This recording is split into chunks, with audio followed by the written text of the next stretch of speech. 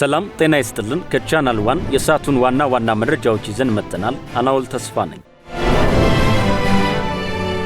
የዘንድሮ የኢድ አልአድሃ በዓል የመረዳዳትና የአብሮነት እሴቶችን ይበልጥ በሚጠናከርበት መልኩ ማክበር እንደሚገባ የኢትዮጵያ እስልምና ጉዳዮች ጠቅላይ ምክር ቤት አስታወቀ።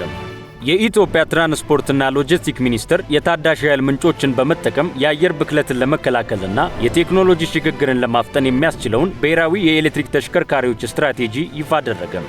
በኢራን ለወራት ተዘግቶ የቆየውን የኢንተርኔት አገልግሎት ማዕቀብ እንዲነሳ ተወሰነ። የአሜሪካ ጦር በደቡብ ኢራን የሚገኙ የሚሳኤል ማከማቻዎችና ፈንጂ የሚጥሉ ጀልባዎችን ኢላማ በማድረግ አዲስ ዙር ጥቃት መክፈቱን አስታወቀ። መንግስት የውጭ ንግድ እንቅስቃሴን በተቀናጀና በተሳለጠ መንገድ ለመምራትና ለመቆጣጠር የሚያስችል የኢትዮጵያ የውጭ ንግድ ማስፋፊያ ኤጀንሲ ሊያደራጅ ነው። የእነዚህንና የሌሎች መረጃዎችን ዝርዝር ዘገባ በማታው የዜና ሽፋናችን የምናደርሳችሁ ይሆናል። ቀሪ የቻናል ዋን ፕሮግራሞች ወደ እናንተ መድረሳቸውን ይቀጥላሉ። መልካም ቀን።